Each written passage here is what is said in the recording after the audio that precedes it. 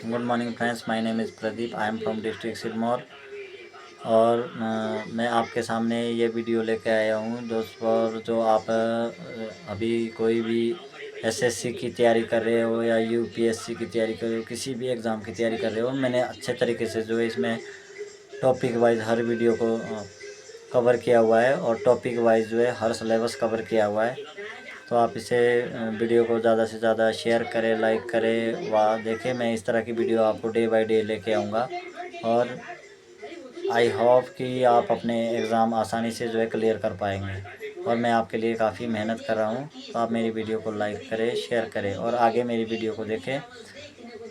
और इसमें मैंने काफ़ी अच्छे तरीके से जो है समझाने की कोशिश की हुई है। Welcome back to another video. I am Pradeep Kumar, district Sirmaur. So I will bring you a next chapter. Friends, you also read carefully. Let's start now. Chapter number 2.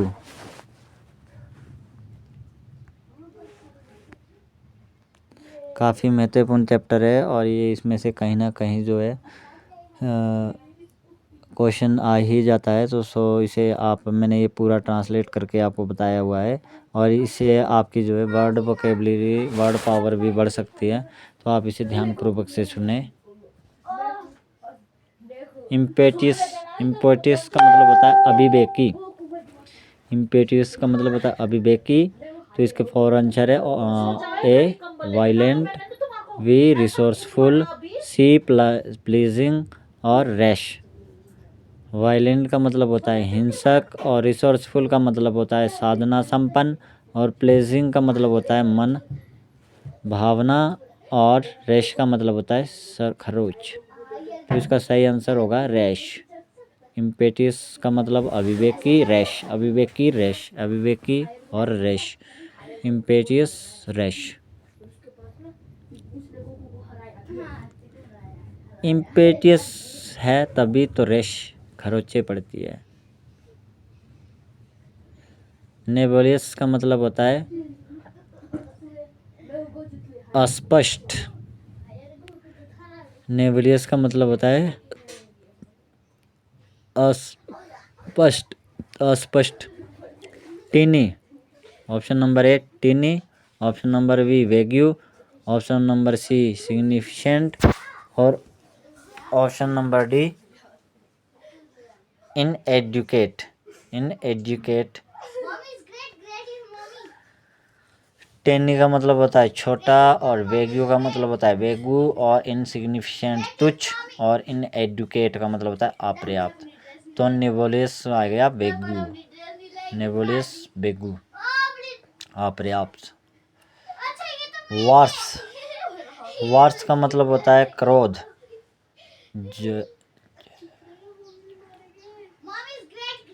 ज्वेलसी, jewels का मतलब चौकसी, ज्वेलसी, जेलसी, ज्वेलसी चौकसी, हार्टेड दिलवाले, एंगर गुस्सा और वायलेंस हिंसा। तो wars क्रोध, तो इसका सिनोनिम्स होगा एंगर। अबंडन, अबंडन का मतलब होता है छोड़ देना।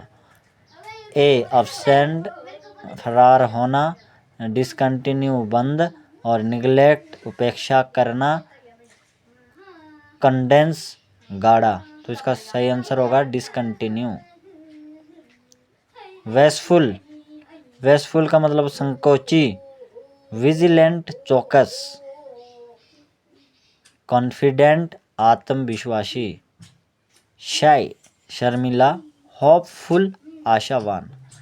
तो वेस्टफुल का सिनोनिम्स होगा शाय शर्मिला, संकोची, शर्मिला।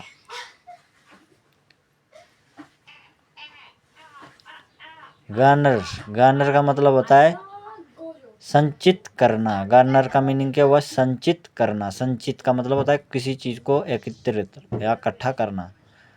डिस्ट्रीब्यूट, डिस्ट्रीब्यूट मैंने बांटना, ये तो इसका ऑपोजिट हो गया। संचित मैंने इकट्ठा हुआ तो डिस्ट्रीब्यूट हुआ बांटना, तो ये भी नहीं होगा। डेकोरेट, डेकोरेट होता है सजाना और इसका भी कोई मतलब नहीं है सजाना। तो प्रिजर्व होता है संरक्षित करना, संरक्षित मतलब किसी को बचाना, सेव करना, तो ये भी नहीं हुआ। तो कलेक्ट, इसका करेक्ट आंसर हुआ कलेक्ट, इकट्ठा करना। हाँ, गार्नर का मतलब संचित करना और कलेक्ट का मतलब हुआ इकट्ठा करना। तो it is a synonyms of this word। Lethargy, lethargy का मतलब होता है सुस्ती, काफ़ी लेथर्जी, अरे भाई तू तो काफ़ी लेथर्जी है, काफ़ी सुस्त है। लेथर्जी, लेक्सिटी ढीला, इम्पैसिविटी आवेगहीनता, सेरेनिटी, सेरेनिटी का शांति, लिसनेस, लिसनेस का मतलब होता है असावधानता, असंविधानता, असंविधानता। तो इसका सही आंसर हुआ लेक्सिटी ढीला। वेरिएट, वेरिएट का मतलब होता है, वेरिएट का मतलब वेरिएट स्कोल्ड डांटना, वेरिएट का मतलब क्या हुआ, किसी को गाली देना, चिढ़ाना, डांटना, दैट इज कॉल्ड वेरिएट। तो वेरिएट का सिनोनिम्स हुआ स्कोल्ड। और इसमें बाकी चारों ट्रांसलेट करके दिए गए हैं। जज, जज का मतलब होता है न्यायाधीश। डाउनग्रेड, डाउनग्रेड का मतलब होता है ढीला, और देने का मतलब होता है मना करना। मोरिवंड, मोरिवंड का मतलब हुआ मरणासन, तो इसका सिनोनिम्स हुआ डाइंग। मोरिवंड का सिनोनिम्स हुआ डाइंग, मरणम, मोरिवंड, डाइंग। स्टेगनेंट, आलसी, ग्लूमी, उदास, सुपरफ्लोइस, ज़रूरत से ज़्यादा। ग्लूमी, उदास, सुपरफ्लोइस, ज़रूरत से ज़्यादा। रिबेट, रिबेट में होता है छूट। लॉस, नुकसान। रिफंड, धन वापसी। कंपनसेशन, कंपनसेशन मैंने मुआवजा। डिस्कनेक्ट, डिस्काउंट छूट। लॉस, नुकसान। रिफंड, धन वापसी। कंपनसेशन, मुआवजा। डिस्काउंट, छूट। तो रिबेट का मतलब इसका सिनोनिम्स हुआ डिस्काउंट। रिबेट का सिनोनिम्स डिस्काउंट।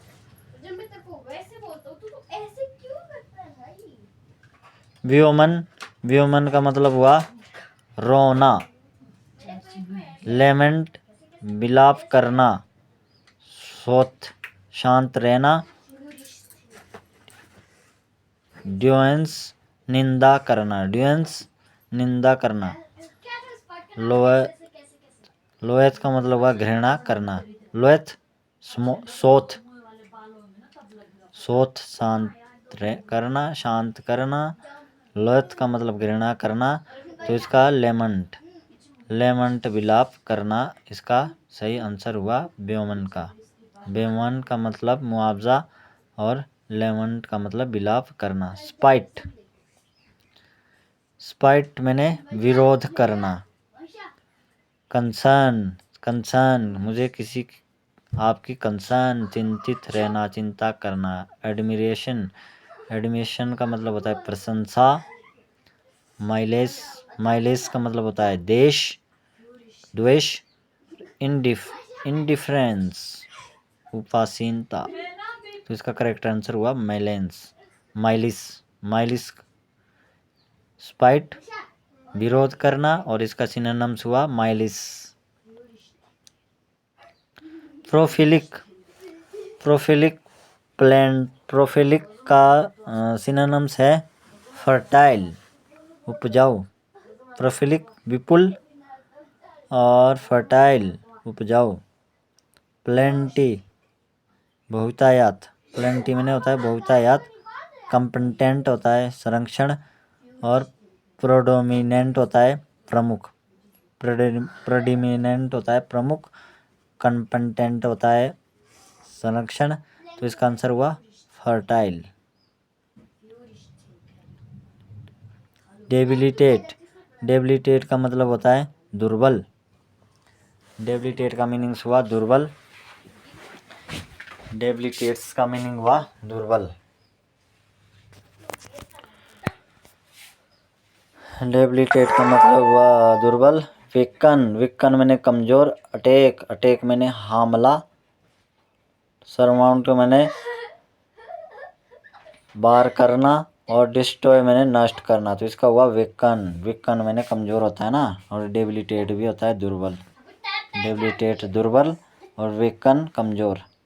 डेबिलिटेट का सिनोनिम्स वीकन। ऑस्टेंटियस, ऑस्टेंटियस दिखावटी। प्रिटी मैंने सुंदर। मॉडेस्ट विनम्र। शॉय, शॉय मैंने दिखावटी। फ्लेग्रेंट उपजाऊ। तो इसका आंसर हुआ शॉय। ऑस्टेंटियस दिखावटी और शॉय मैंने भी दिखावटी। अफेबल, अफेबल मिलनसार, अफेबल मिलनसार। फ्रेंडली दोस्ताना। चीरफुल हंसीपूर्ण। हेल्पफुल मददगार। और नेचुरल तटस्थ। तो इसका आंसर हुआ फ्रेंडली। अफेबल मिलनसार और इसका सिनोनिम्स हुआ फ्रेंडली। अब रे गया नहीं गया था क्या? कोई भी नहीं है। The earth and chapter number 2 geography. The earth is an oblate spheroid. It is almost spherical, flattened a little at the poles with a slight bulge at the center. बिल्कुल सेंटर के बीच में जो है एक चपटे से आकार की जो है हमारी पृथ्वी पाई जाती है। तो अर्थ इज कंसिडर्ड सॉलिड मास। इसमें जो है सॉलिड मास होता है और एक कठोर अवस्था में पाई जाती है। It has a large liquid iron. और इसमें जो है आयरन, मैग्नेटिक और कोर। इसमें जो इसका जो रेडियस होता है, जो इसका आकार होता है, इसका जो घुमाव होता है, इसमें जो है पृथ्वी में बहुत कुछ पाया जाता है कि जो कि लिक्विड अवस्था में होता है। लिक्विड अवस्था में क्या क्या होता है हमारा, जैसे आयरन हो गया, मैग्नेटिक कोर हो गया। और इसका जो है आकार कितना होता है कि अबाउट 2160 मिल्स। तो इसको 2160 मिल्स को हम याद रखेंगे कि इसका आकार इतना होता है। Supposedly it has a solid inner core. और ये जो काफ़ी कठोर अवस्था में होता है। दैट में be a large iron crystal. जो इसमें जो है एक धातु, काफ़ी धातुएं पाई जाती है हमारी पृथ्वी में, तो इसीलिए जो है लोहे की जो है क्रिस्टल धातु होती है वो भी इस पृथ्वी में पाई जाती है। With a radius of 760 mills, जो कि कहाँ तक फैला होता है, 760 मिल्स तक। तो यह ज़रूरी है कि कहाँ से कहाँ तक इसका जो है फैलावट होता है। Around the core is thick shell और मेंटल ऑफ डेनिस रॉक। और इसमें जो है काफ़ी जो है चट्टानें भी होती है जो हमारी पृथ्वी में पाई जाती है, डेनिस रॉक के नाम से जिसको जाना जाता है। This mantle is composed of material rich in iron and magnesium. और इसमें सबसे ज़्यादा जो है तुलनात्मक रूप से जो है क्या पाया जाता है, आयरन और मैग्नीशियम होता है। तो it is somewhat plastic like, और थोड़ा जो है प्लास्टिक्स भी होता है। And under slow study pressure it is can follow like a liquid. जो कि एक जो इसमें धातुएं पाई जाती है और जब हमारी पृथ्वी जो काफ़ी गर्म अवस्था में होती है तो जो एक लिक्विड अवस्था में जो पाया जाता है इसमें material. The mental in turn is covered by the tin crust forming the solid gratin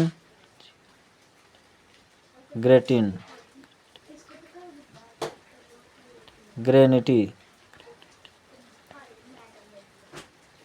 basalt base of the continent and ocean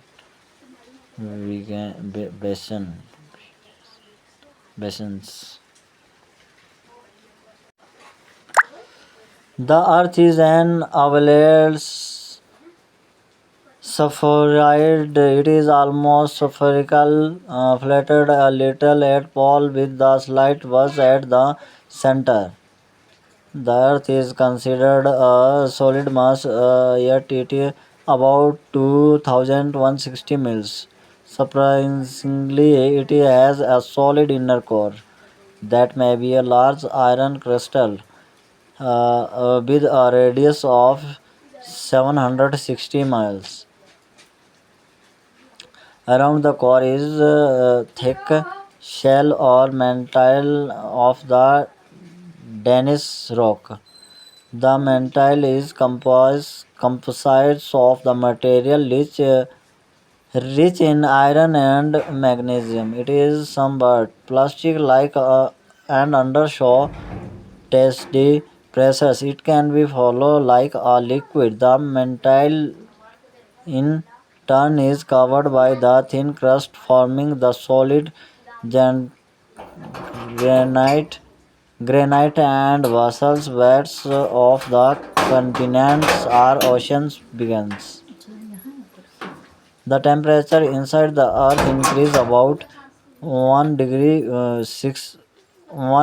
Celsius with the every 100 to 200 feet in depth.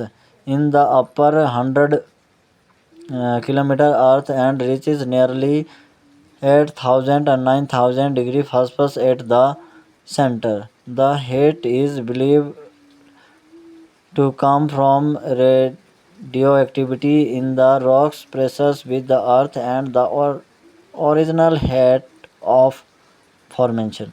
इसमें जो है बताया गया है कि हमारी जो पृथ्वी का आकार कैसा होता है, सॉलिड होता है और लिक्विड होता है, और इसमें जो है आयरन्स और मैग्नेटिक कोर्स द्वारा जो है पाया जाता है, जिसको जो है चुंबकीय आकर्षण बल भी इसमें होता है. तो इसका जो है आकार 2160 मील्स, और इसमें जो है रेडियस जो इसका होता है, इसका 260 meals.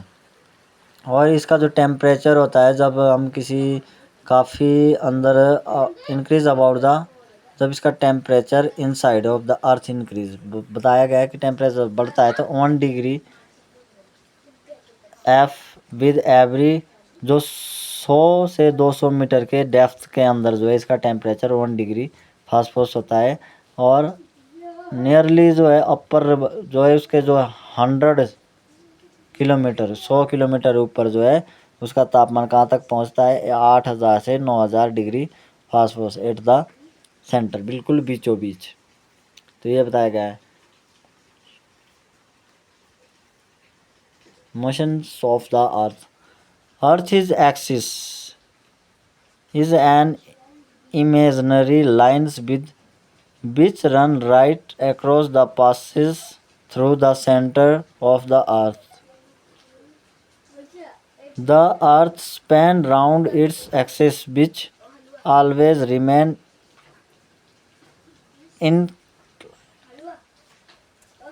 inclined at an angle of 66 1/220 to the planes of the earth orbit. और इसकी जो है अपने एक्सिस में जो इसका आकार होता है और इसका जो एंगल बनता है वो होता है 66 से 1/20 जो है डिग्री का जो है एक कौन टाइप सा जो है बनाता है अपने एक्सिस में अपने अक्ष में. और जो इसकी रोटेशन होती है, अब पृथ्वी के रोटेशन के बारे में ये काफ़ी महत्वपूर्ण है. The spinning of the earth on axis is called rotation. जब अपने अक्ष में जो है पृथ्वी घूमती है तो उसको हम रोटेशन कहते हैं. रोटेशन क्या होता है? The spinning of earth on its axis is called rotation. The earth rotate from west to east. जब वो वेस्ट से ईस्ट की ओर घूमती है ना पृथ्वी, and take 23 hours 56 minutes and 4.091 seconds to complete one rotation। पृथ्वी अपने अक्ष में एक पूरा चक्कर नॉर्थ से ईस्ट तक लगाने में जो है कितना समय लगाती है? वो लगाती है 23 घंटे 56 मिनट और 4.091 सेकेंड्स जो है एक चक्कर काटने में जो है लगाती है अपने अक्ष में।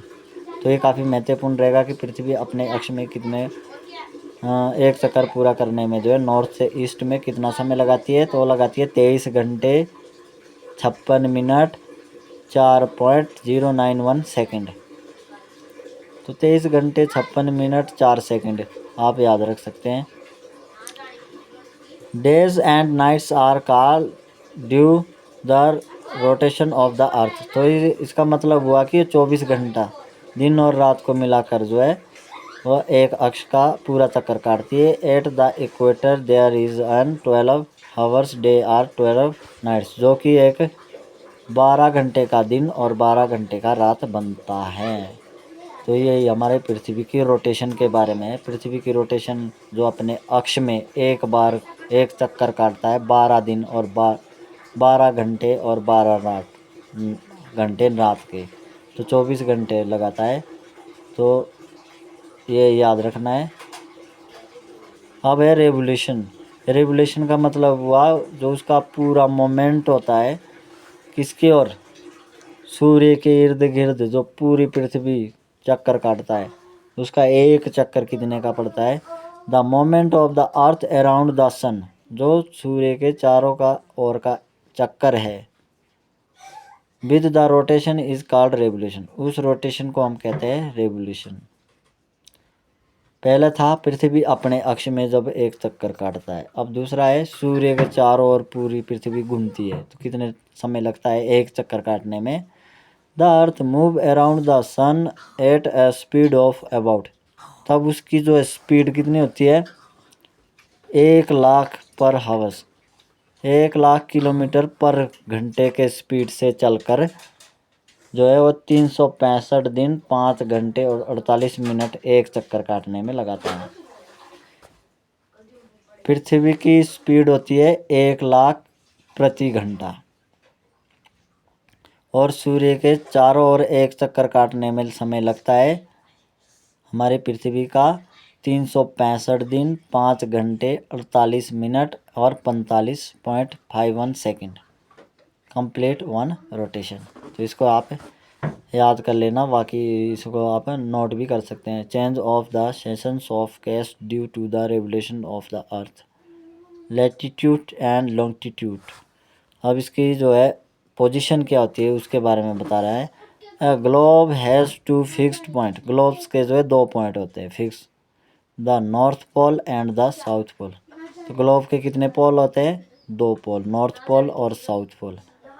N imaginary line equator is drawn in such a way that at all point it lies exactly halfway between the two poles। अब नॉर्थ पोल और साउथ पोल के बीच में जो है एक लाइन होती है, क्रॉस लाइन, जो बिल्कुल गोली होती है हमारे ग्लोब में, तो उसको बोलते हैं हम हाफ वे।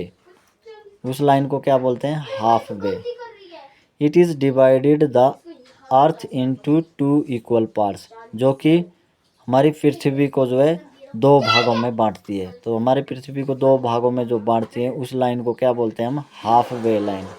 और ये नॉर्थ पोल और साउथ पोल 2 भागों में विभाजित हो जाता है। It is divided earth into 2 equal parts, northern hemisphere and southern hemisphere. तो इसको जो है 2 भागों में जो बांटा जाता है उसका नाम क्या है? नॉर्थन हेमोस्फीयर और साउथर्न हेमोस्फीयर। और जो उसको बांटता है उस लाइन को क्या कहते हैं हम? Half way line. One set of the line draw in between the 2 poles in a east west direction and called pillars of the longitude। और जो लाइन ईस्ट और वेस्ट के बिल्कुल पेलर्स में होती है, पेलर्स में मतलब बिल्कुल तिरछी, तो उसको बोलते हैं हम latitude. The other set of the line draw joining the north and south. जो दूसरा फॉल्स होता है जो नॉर्थ और साउथ को आपस में जॉइन करता है उसको बोलते हैं हम मेडिटेरेनियन लॉन्जिट्यूड। इतना क्लियर हुआ होगा गाइस। अब क्या गलती कर रही है वंश? 40 कम चैप्टर नंबर फर्स्ट कंप्लीट है। जैसे 48 से छोटा तो 40 ही है। अगली वीडियो में चैप्टर नंबर 2 बताएंगे। पिछली वीडियो में चैप्टर नंबर 1 में हमने अभी हमारा कंप्लीट नहीं हुआ है तो ये सेकंड पार्ट है उसी का ही। तो पिछले हमने डिस्कशन किया था हड़प्पन सभ्यता के बारे में और अभी भी हम उसी सिविलाइजेशन के बारे में पढ़ेंगे। तो आप जो है इसे ध्यानपूर्वक से देख लें।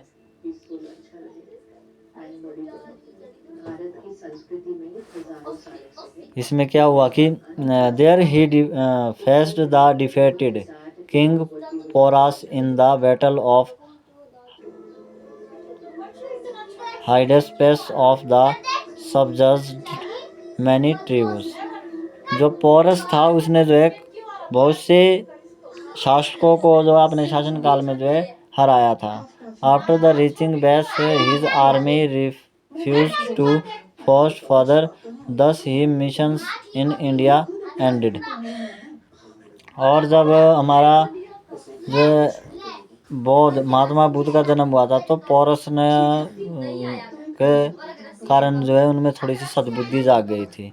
तो उसी के कारण है द पर्शियंस जो पर्शियंस थे and the Greek inventions had individual marks upon the Indian civilization.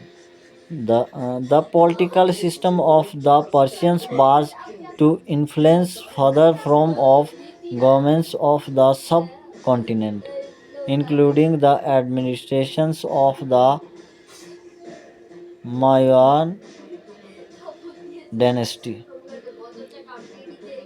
Furthermore, the regions of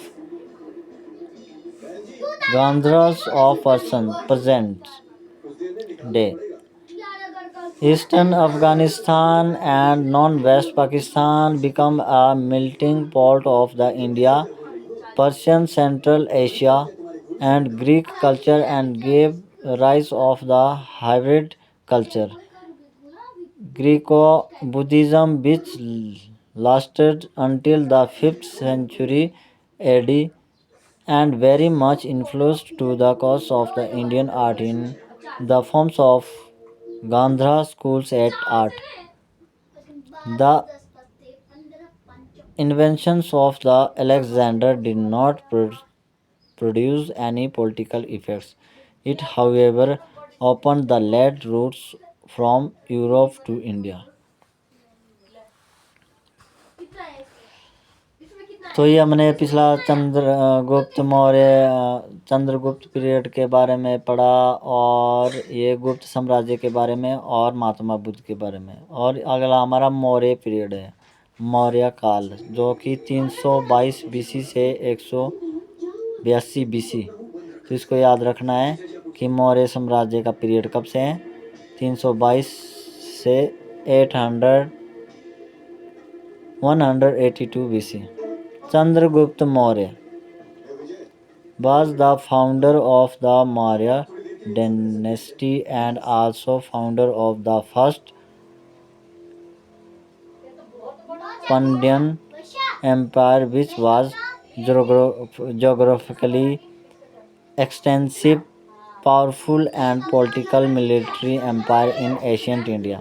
प्राचीन भारत में जो है चंद्रगुप्त मौर्य की जब स्थापना हुई 322 से 289 बीसी में, तो उन्होंने वहाँ पे मौर्य साम्राज्य की स्थापना की, मौर्य वंश का साम्राज्य। तो वहाँ का जो है सम्राट था चंद्रगुप्त मौर्य, और उसने जो अपनी राजनीतिक स्थिति में सुधार लाया और वहाँ पर जो है अपनी मिलिट्री को जो है काफ़ी स्ट्रॉन्ग बनाया। This empire reached zenith during the reigns of Ashoka the great. और इसी साम्राज्य में जो है वो अशोका साम्राज्य का बीच में जो है इसी साम्राज्य में जो जन्म हुआ था। This empire reach the zenith during the reigns of Ashoka the great. Ashoka propagated Buddhism across the world and established many Buddhist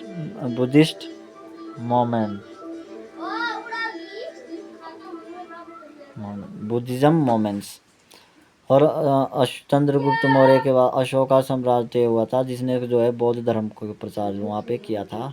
वहाँ पे Chandragupta's mentors and prospectus Chanakya wrote Arthashastra. और इसी साम्राज्य में चंद्रगुप्त मौर्य के साम्राज्य में जो है चाणक्य नामक भी थे, जिन्होंने जो अर्थशास्त्र की रचना की, और इसी काल में हुई हो चंद्रगुप्त मौर्य के साम्राज्य के काल में।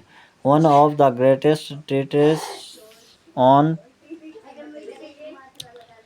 Economics, political, foreign affairs, administrations, military, war and religions pursuits in world. और इसी काल में जो है उसकी राजनीतिक और सामाजिक, धार्मिक सभी स्थितियों का जो अच्छी तरह से जो सुधार हुआ था। The Arthashastra and the edicts of the Ashoka are primary source of written record of the Mauryans time. Maurya के टाइम में जो है अशोका सम्राट ने भी वहाँ पे जो है अच्छा काम किया था, और वहाँ पे जो है अपना साम्राज्य का विकास किया था। The lion capital of Ashoka at Sarnath is the national emblem of India. और लॉयन कैपिटल जो थी, अशोका ने जो सरनाथ को लॉयन कैपिटल का दर्जा दिया था, और भी जो है इंडिया में स्थापित हुआ था। अशोका द ग्रेट, जो उसका अशोका द ग्रेट का जो टाइम पीरियड है 273 से 223 BC, was one of the greatest king in history.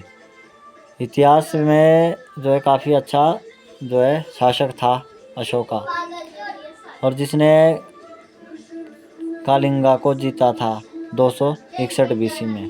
But after seeing the war and मैथम his heart change and he embraced Buddhism. और जब उसने युद्ध में काफ़ी लड़ाई हुई थी, खून खराबा हुआ और बहुत से जो है लोग मारे गए, और उसको देख नहीं पाया, और अशोका जो है उसका दिमाग चेंज हो गया और उसका हार्ट चेंज हो गया, और उसने जो है बुद्धिज्म को अपना लिया, बुद्ध धर्म को। The Mauryan period constitutes a landmark in the system of taxation of ancient India। और ये मौर्य काल के दौरान ही था जब वहाँ पे जो है उसको संवैधानिक रूप का दर्जा दिया गया था। तो अशोका ने जो है बौद्ध धर्म का प्रसार वहाँ पे किया। The Mauryan empire was finally destroyed by Pushyamitra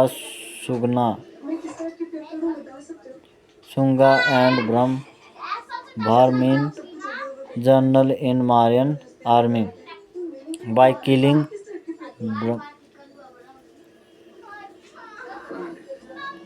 Virdath, the last Mauryan king, in the 185 BC. The Shungans rules in the Patliputra and culture also India, and they were followed by the Kanvas, who were also Brahmans। तो इसमें क्या हुआ कि the Mauryan empire was finally destroyed. Mauryan empire जो है पुष्यमित्र के द्वारा सुगमा जो था वहाँ का एम्पायर, उसने जो वहाँ पे अपना कब्जा कर लिया था और मौर्य साम्राज्य को नष्ट कर दिया था। और जनरली मौर्य आर्मी के जो है शासक थे उनको भी जो है मार पीट के उनको ख़त्म कर दिया था। वीरदत्त नाम के जो है शासक ने वहाँ पे जो है अपना शासन स्थापित कर दिया था। वो था मौर्य साम्राज्य के बाद जो है, और ये लगभग 185 BC की बात है। early middle kingdoms early middle kingdoms अब अर्ली मिडल किंगडम्स की बात करें, मध्य शासक की बात करें, द सातवाहन का नाम सुना होगा, also known as the Andhras, was a dynasty which rules in southern and southern India starting from around 230 BC. Different empires such as the Pandyas, Cholas, Cheras, Kadambas और वेस्टर्न गंगाज जनरल अवेयरनेस। लगभग 230 BC में जब जो है चंद्रगुप्त मौर्य का और सभी का शासन समाप्त हो गया था, उसके बाद जो है मध्यकालीन भारत में जो है काफ़ी शासक आए जो नीचे नाम दिए गए हैं, पांड्यास, चोलास और चेरास और कादम्बस नामक शासन ने वहाँ पे अपना अपने रूल स्थापित किए और वहाँ पे जो है अपना अपना साम्राज्य स्थापित करने के लिए जो अपने अपने नियम बनाए। Pallavs and Chalukyas dominated the southern part of the India peninsula and different period of the time। और पल्लव था और चाणक्य के जो शासक थे उन्होंने जो है वहाँ के काफ़ी राज्यों को जो है हराया, वहाँ पे जो है अपना राज्य स्थापित किया हुआ वह जीते। Several southern kingdom formed over the empire that stretched across the South East India और साउथ इंडिया ईस्ट इंडिया के कुछ भागों पर भी अपना विजय शासन किया। नॉर्थन किंगडम, अब नॉर्थन शासक की बात करें, the Indo Greek kingdom was founded by the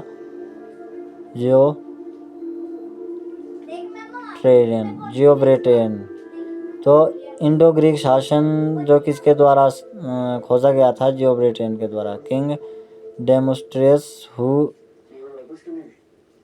invaded the regions in 180 BC. The kingdom included by the present day Afghanistan and Pakistani, जो कि सबसे पहले इंडो ग्रीक शासन के नाम से जाना जाता है, परंतु आजकल जो है वह अलग अलग दो राज्यों में स्थापित है, अफगानिस्तान और Pakistan. The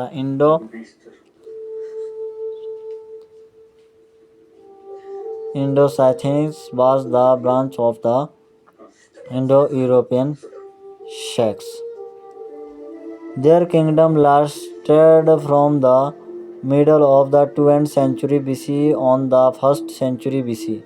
Another kingdom, the Indo-Parthians, comes to central most of the present-day Afghanistan and northern Pakistan. Kushans were a warlike tribe driven out by the Chinese from the country. They came to India in the 1st century AD. जो कुषाण थे जब भारत में आए थे वो 1st century में, पहली शताब्दी में आए थे और मोस्ट पावरफुल, और वहाँ के जो है किंग जो थे वो काफ़ी शक्तिशाली थे। Of this dynasty was Kanishka who was a great conqueror and also the great patron of the Buddhism। कुषाणों ने जब कनिष्क के ऊपर जो है अपना शासन स्थापित किया था तब की बात बता रहे हैं, और वहाँ पे जो है बुद्ध धर्म को स्थापित किया था। Kushan were the first ruler in the India who issued gold icons on a wider scale. Kushan जो है सबसे पहला शासक था जो भारत पर जो है इसने आक्रमण किया था। They also introduce satrap system of the government, और गवर्नमेंट के लिए भी उन्होंने एक स्ट्रैप सिस्टम अपनाया था। Roman trade with the started around 100 AD following the reigns of Augustus. उसके बाद जो है अगस्टस भी भारत में आए, और according to the one Roman historian the trade was brisk that up 120 ships were sailing for India. Augustus ने भी अपना साम्राज्य स्थापित किया था भारत में, वो भी आए थे और उन्होंने भी जो है क्या किया था, जो 120 शिप्स को जो है सेल्स किया था उधर के लिए भारत में। और अब गुप्त साम्राज्य के बारे में बात करते हैं। The classical age during ancient India is referred to the period when much of the Indian subcontinent was ruined under the Gupta empire. Gupta empire का जो टाइम पीरियड है 320 एडी से 550 एडी। 320 एडी से 550 एडी गुप्त।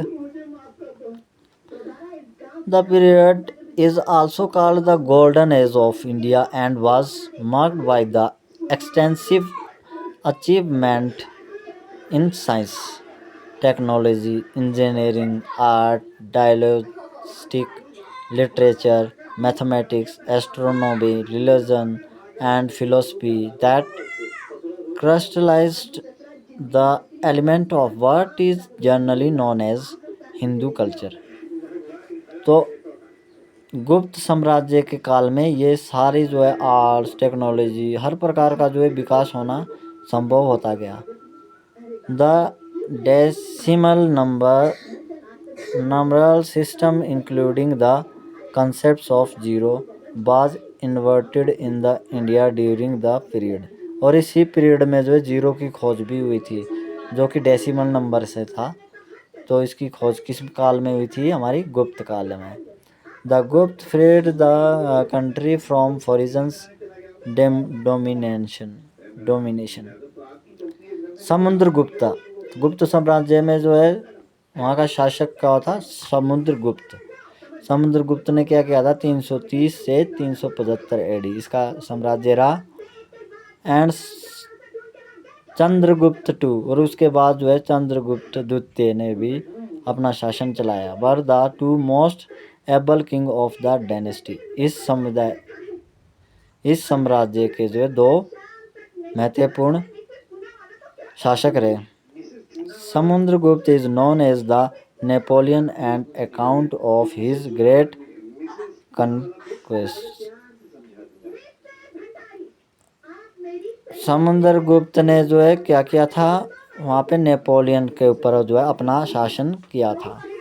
और चंद्रगुप्त द्वितीय ने भी किसको डिफीटेड किया था? किसको हराया था? द शक रूलर, शक के जो शासक थे उनको हराया था। During the reign Chinese travel Fa Hien camps to India, और वहाँ पर जो है चाइनीज फैशन जो है स्थापित किया था।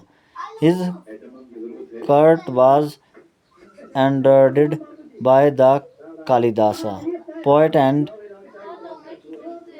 Dramatic, great mathematicians and astronomers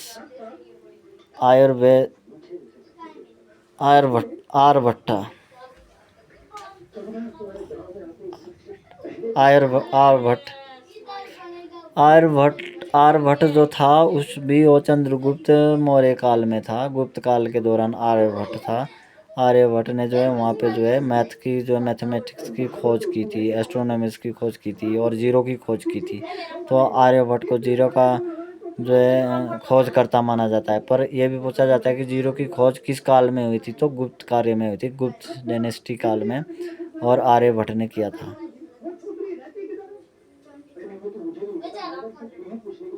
Brahmahira and Brahmagupta also belong to his times.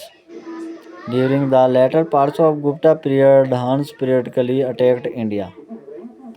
तो गाइस ये काफ़ी लंबी वीडियो हो जाएगी। आज के लिए चैप्टर नंबर 1 का पार्ट नंबर 2 आपको कैसा लगा, और आप इसे दोबारा से रिवाइंड करें, वीडियो को बार बार पॉज करें और एक बार नहीं तो दूसरी 2 बार आप इस वीडियो को सुने, आपको ये लर्न हो जाएगा। पिछली बार हमने डिस्कस किया था भाषा के बारे में, अब करेंगे हम हिंदी का चैप्टर लेते हैं और इसमें लिपियों के बारे में बताएंगे। भाषा की सभी लिपियां ब्रह्मा लिपि से ही निकलती है। ब्रह्मा लिपि का प्रयोग वैदिक आर्यों ने शुरू किया। तो ये इम्पोर्टेंट पॉइंट है कुछ कि लिपि कहाँ से निकलती है और इसका सबसे पहले प्रयोग कहाँ हुआ था? भारत की सभी लिपियां ब्रह्मा लिपि से ही निकलती है। ब्रह्मा लिपि का प्रयोग वैदिक आर्यों ने शुरू किया। ब्रह्मा लिपि का प्राचीनतम नाम 5वीं सदी बीसी का है, जो कि बौद्धकालीन है। गुप्त काल के आरंभ में ब्रह्मा लिपि के 2 भेद हो गए, उत्तरी ब्राह्मणी व दक्षिणी ब्राह्मी। दक्षिणी ब्राह्मी से तमिल लिपि, कलिंग लिपि, तेलुगु, कन्नड़ लिपि और ग्रंथ लिपि, मलयालम लिपि, ग्रंथ लिपि से विकसित का विकास हुआ। तो नंबर 1.4 राजभाषा। अब राजभाषा क्या होती है, इसको राजभाषा का दर्जा कब मिला और हम डिस्कस करेंगे।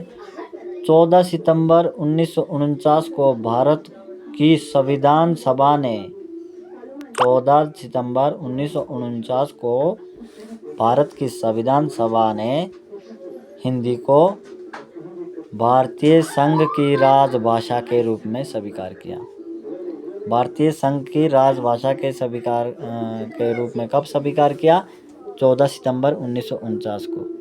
संविधान के अनुच्छेद 243 के अनुसार भारतीय संघ की राजभाषा हिंदी और लिपि देवनागरी है। अब ये क्वेश्चन बन सकता है कि कौन से अनुच्छेद में जो है हिंदी भाषा की लिपि देवनागरी बनी, तो अनुच्छेद 343 के अनुसार। राजभाषा का दर्जा कब मिला? 14 सितंबर 1949। राजभाषा ऑफिशियल लैंग्वेज क्या है? राजभाषा का शाब्दिक अर्थ है राजकाज की भाषा। जो भाषा देश के राजकीय कार्यों के लिए प्रयुक्त होती है वह राजभाषा कहलाती है। राजाओं नवाबों के जबानों में दरबारी भाषा कहा जाता है। अब इसके कुछ एक जो है शॉर्ट क्वेश्चन आंसर है, सो मैं बता रहा हूँ। हिंदी की उपभाषाओं की संख्या कितनी है? 5। द्रविड़ परिवार में निम्न में से कौन सी भाषा नहीं आती? तमिल, तेलुगु, गुजराती या मलयालम गुजराती।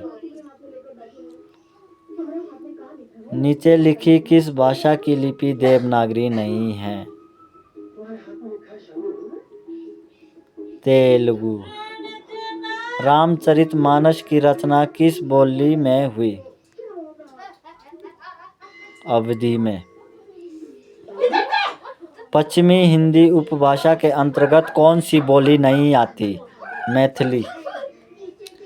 हिंदी भाषा को भारत की राजभाषा बनाने का गौरव कब प्राप्त हुआ?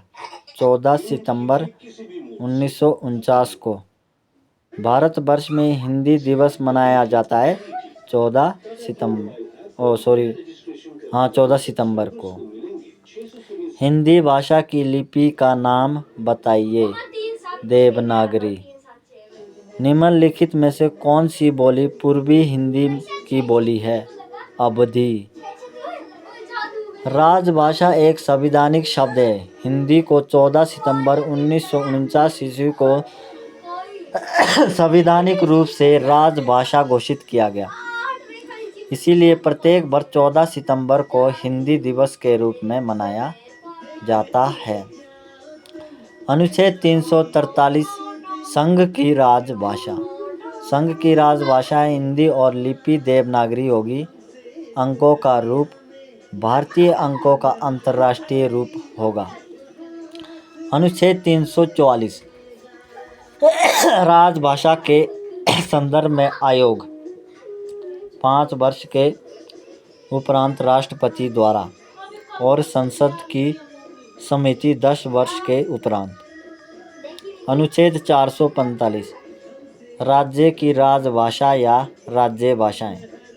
अनुच्छेद 346 एक राज्य और दूसरे राज्य के बीच या किसी राज्य के संघ के बीच पत्रादि की राजभाषा। अनुच्छेद 347 किसी राजभाषा की जनसंख्या के किसी अनुभाग द्वारा बोली जाने वाली भाषा के संबंध में विशेष उपबंध।